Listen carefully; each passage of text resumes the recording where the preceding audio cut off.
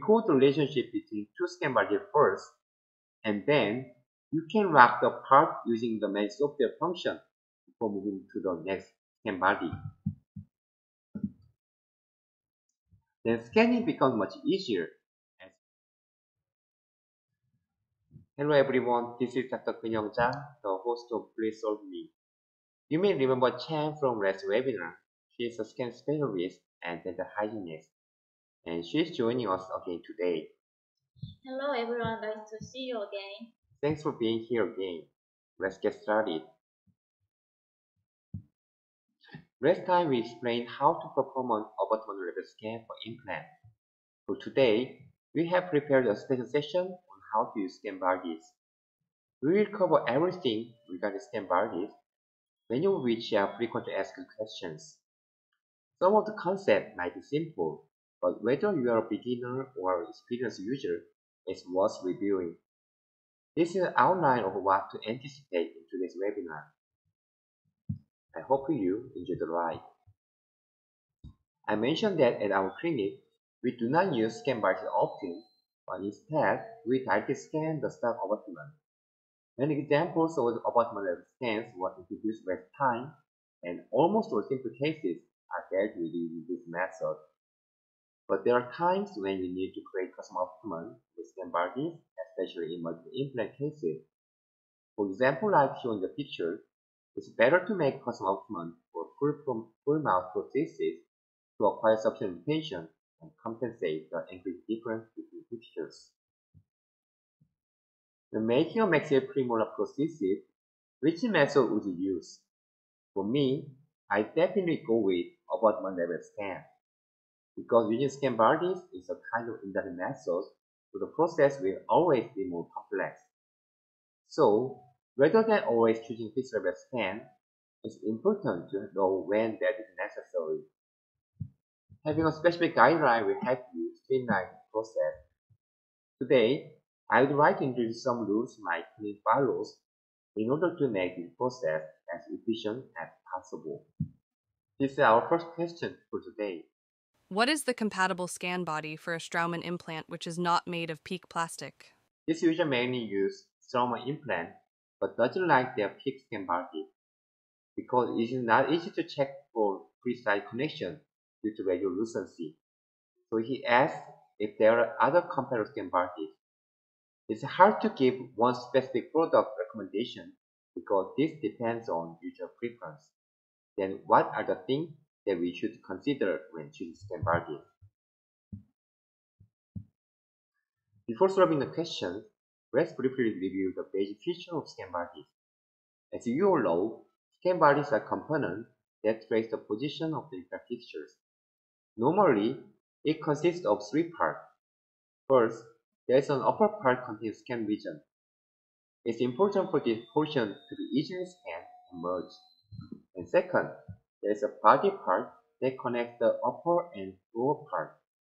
The body determines the length of scan body, and it should be chosen by consider depth of the fixture and the spacing between opposing teeth. Lastly, there is a basic part that connects the scan body to the fixture. This part plays an important role in locking the scan body with the fixture. To do that, we always have to take a pediatric X-ray to confirm that it has been correctly placed.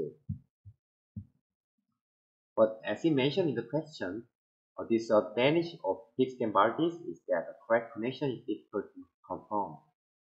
In the past, most scan bodies were made out of thick material because they were easy to scan. However, this critical advantage is making users want to switch back to metal material. The bigger problem though, depending on the tightening force, vertical error may occur in the prosthesis. PIC is a type of plastic. When it is tightened too strongly, the plastic will be compressed and the scan body will go deeper than you intended. Of course, this will lead to a prosthesis with a high occlusion. So we need to pay attention to not apply too much force when tightening the scan body. However, this is not too easy to do. So these disadvantages have user designing improvement. If scanning a scan body were easy, there would be no reason not to use this over thick scanbody. So the trend is now shifting towards using narrow scanbodies. I'd like to show you a case from my clinic.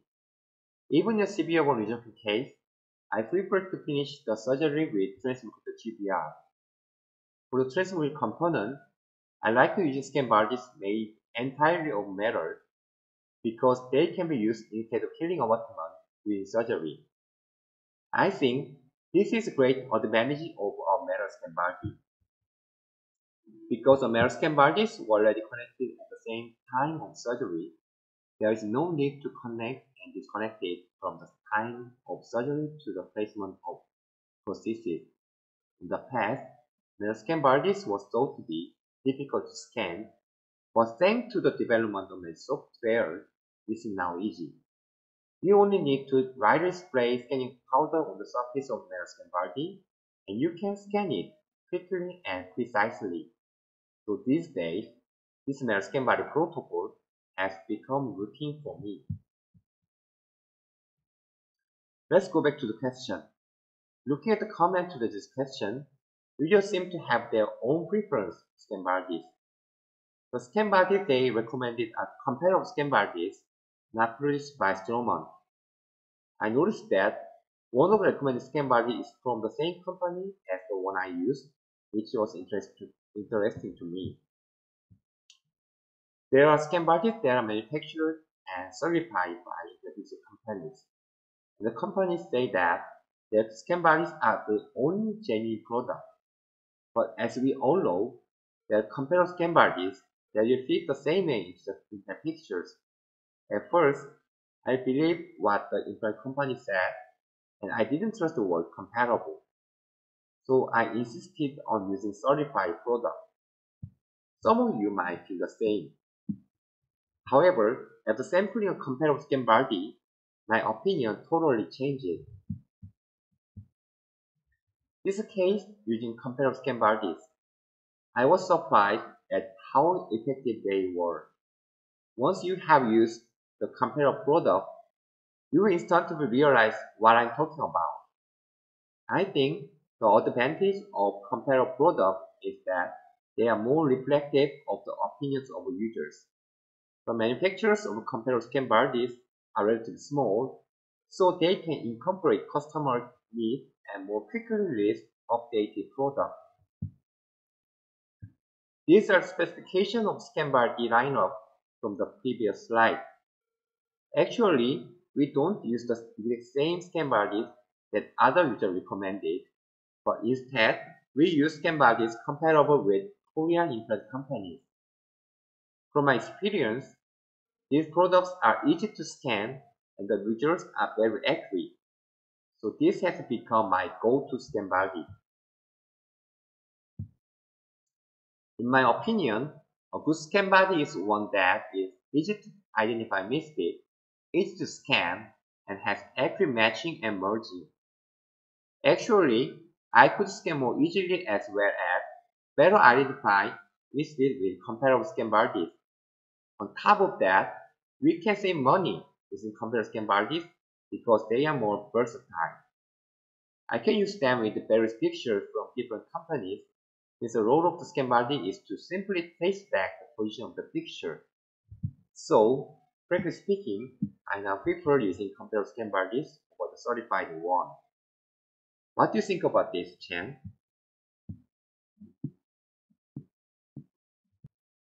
I agree. I wanted to use some scan tips. I no longer feel that metal scan body are more difficult to scan than thick scan bodies. Let's watch the video of me scanning. As a tip for accurate scanning, slow down the move speed when scanning or metal scan bodies. The other important thing is to shorten the focal length. Scan the pickup area first and then scan the whole unit with a slight rolling motion. Although using powder is recommended, I don't usually use it. All I need to do is turn off the full scan function. Precise scanner movement is more important than the scanning powder. She works me every day, but watching this video reminds me of how good Chen is at her job. When using a computer scanbody, not only does it have the advantage of checking connection, it also makes scanning and merging more convenient. So there is no reason not to use it. I highly recommend using comparable scanbody. Up until now, we have been answering the first question. Let's go on to the second question. How can I scan multiple implant cases using a single scan body? This user asks, I only have one scanbody, but it was not easy to open a full mouth scan. How can I solve this? In the general session, I provide tips on how to scan a full mouth case. If you look at the reply below, it's interesting that they said it would be better to just buy more scanbodies. I totally agree with that. I think the person who posted this question will buy additional scanbodies. I want to give you my suggestion on how to do this. I believe that the clinic should always have at least 10 scanbodies so the scanning can be done smoothly even when we encounter full identification. But there is one important tip. Assuming you have to buy 10 items, you have to decide which are the best to buy given your budget. Then let's talk about how to get best value out of your scanbody vinyl. Last time, I told you that I wasted money by purchasing too many scanbodies right after buying scanner. The biggest problem was that I purchased too many scanbodies of the same size from the same company. Also, I bought a lot of sizes that I didn't use. This happened because I lacked knowledge on scanbodies and didn't have a plan. When you choose the scanbody size, you must consider the intended size of prosthesis and the depth of implant placement. The example I'm showing now is a scanbody from a company called edentulous. The code name S, M, and L stand for short, middle, and long, respectively. Of course, I purchased the same number of each size. One of my habits is buying more than I need. So I bought more than 10 of each. What happened in the end? I quickly ran out of the M size, but the other size were in abundance. S size was rarely used because the D cut couldn't be exposed in many situations, and the L size was not preferred because there was often interference with the opposing piece. If I knew my pattern, I wouldn't have bound in this way. I usually place the implant at a depth of about 4 mm below the mucosa. Considering this, when the M side connected, the upper part is appropriately exposed by 3 to 4 mm, which made this is the most appropriate position. So, if we buy a large number of scanbodies, I recommend purchasing mainly mid-sized one. In the past, when buying pre-copying, you need to be equipped with various different sizes. This is because choosing the right length was necessary for the implant material to hold the impression copy. For scanbodies are different. Only the exposed decal part need to be scanned. There is absolutely no need to have a long neck like giraffe. Unnecessary longer length only causes a deformation. Rather choose the size with minimum exposure like the beaver at the surface of the water. Let's go back to the mission of buying 10 scanbodies. If it were me, I would only purchase 2 of them in special sizes. For example, there is one short and wide size for the mandible second molar, and one long and narrow size for scanning entire teeth at the canine. Purchase the rest of them in medium length with various diameters from 4 to 6 mm. The medium diameter over 5 mm will probably be used the most. This guideline applies to both teeth and metal scanbodies. To summarize, the teeth having a variety of diameters but mostly using a medium length of approximately 8 to 9 mm. The advantage of having various diameters is we can more easily reflect the intended size of prosthesis. Moreover, When scanning two or more implant video, if the diameter of the scan bars are different, it becomes much easier for the scanner to distinguish one from the other. So, looking at the picture from the question, I recommend choosing a diameter of 4 mm for the anterior teeth and 5 mm for the premolar areas and 6 mm for the molar areas. Doing so, the scanner can complete the visual task more easily without getting lost. So now waste money. Try using my recommendation. This is the answer to question 2. Please help. I have rescanned the scan body, but it is being scanned separately from the patient's oral cavity. The third question is about troubleshooting with scanning scanbodies. The user was told by the technician that it would be hard to create a precise prosthesis with this scan data. When he checked the scan body data separately, he found that the data revealed a single scan body like a floating island in the ocean. Why did the technician say that it would be difficult to create a precise prosthesis if the scan body data looks like this? And can you prevent this from happening? First, we need to revisit why we use scan body. Of course, as mentioned at the beginning, scan bodies are a tool for recording the position of the picture. So, it can easily be compared to the intercopying observation method.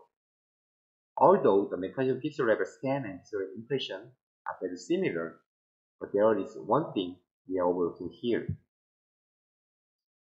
Accurately recording the pixel position means obtaining the position relationship with the adjacent interior structures. So, adjacent teeth must be accurately recorded, whether being scanned or having their impression taken. When we take an impression, there's no need to worry about it. This is because when taking a triple tray impression, the shape of the adjacent teeth is automatically recorded at the same time, even if that's not our purpose. But scanning is different. You must intentionally record adjacent teeth. In my clinic, we have a rule that we must record two adjacent teeth on either side, what I call the 2+2 principle. Now let's look at the scanning video. This is a video of scan being performed by Chan. Pay attention to where Chan focuses on. She takes a sufficient time to scan the adjacent teeth, especially at the distal space surface of the most posterior one. For the scan body, she slowly circles around the scan body as if figure skating to complete the scan. This way, when you check the final result, the record of adjacent teeth can be confirmed in the scan body data. Because the position relationship is overlapped with the maxillary scan data, a more accurate position will be recorded. I want to emphasize again the importance of not starting the scan from the scan body. Up to this point, we have talked about the scan sequence that you should consider when using a scan body. We will cover 3 questions so far, but there's still one left. Please help. The scanner loses track all the time when scanning multiple scan bodies for edentulous case. The last question is related to scanning technique. The user problem is that while it's not hard to scan a single scan body, he finds it hard to scan multiple peak scan bodies at the same time. In the last session, we've actually talked about scanning technique in edentulous cases.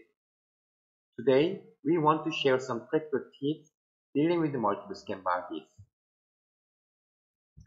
This can be broken down into 3 tips for scanning multiple scan bodies. The first one is how to easily scan the decal area. It is generally not difficult to scan a single peak scan body, but when there are multiple scan bodies, it gets exponentially harder. In this situation, position is the key. Place the scan body in the direction where the decal is not disturbed by oral structures. I personally prefer placing decal vertically in the lower jaw because that's where the tongue is. For the upper jaw, I prefer laterally because check retraction into the vertical direction is difficult. This is the same whether scanning single or multiple scan bodies. The second tip addresses a problem that may occur when scanning multiple scan bodies. You may have experienced a sudden disconnection when moving from the first scan body to the second scan body. That is because it's hard for the scanner to distinguish the difference between two scan bodies when they are the same size. The scanner sees it as a repeat of one scan body. So, if I'm scanning more than 3 at the same time, I always try to choose scan bodies of different sizes.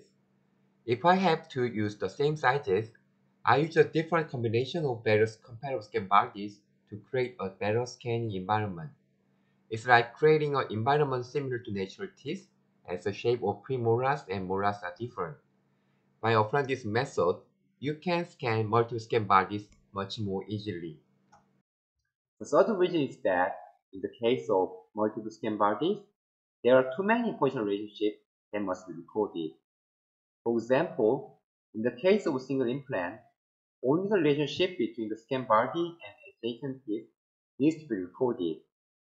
Additionally, adjacent teeth have different unique shapes. However, in the case of scan bodies, the shape is more uniform and there is more distance between them.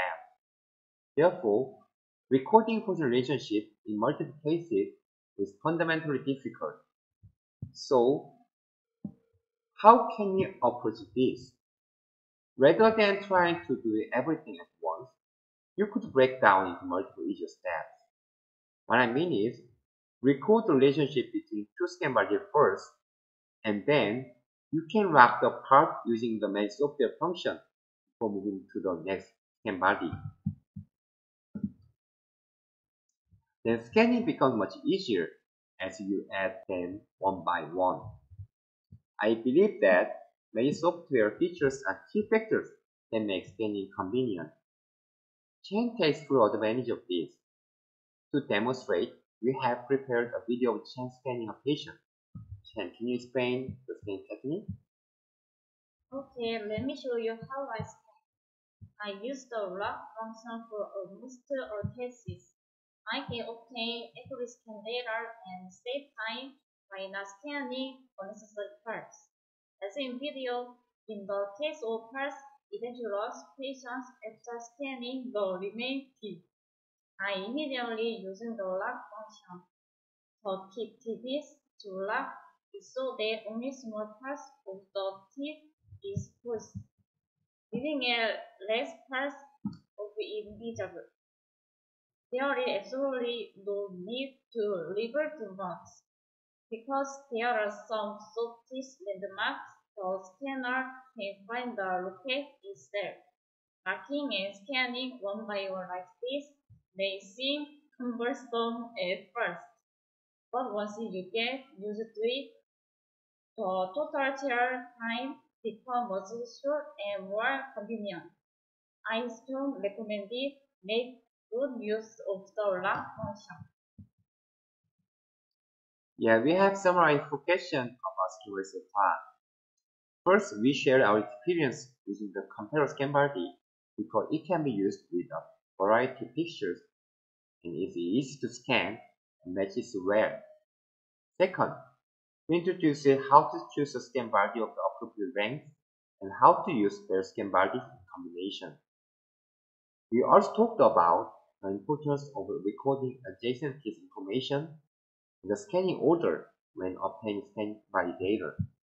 Lastly, we also covered the multiple implant scanning technique we explained a little while ago. I think these 4 questions ultimately covers everything about scanbody. We have had a busy month preparing a lot of content today, so we hope this will be of help to you. This has been a special scanbody webinar. Thank you for listening today and see you again in the next session. Thank you.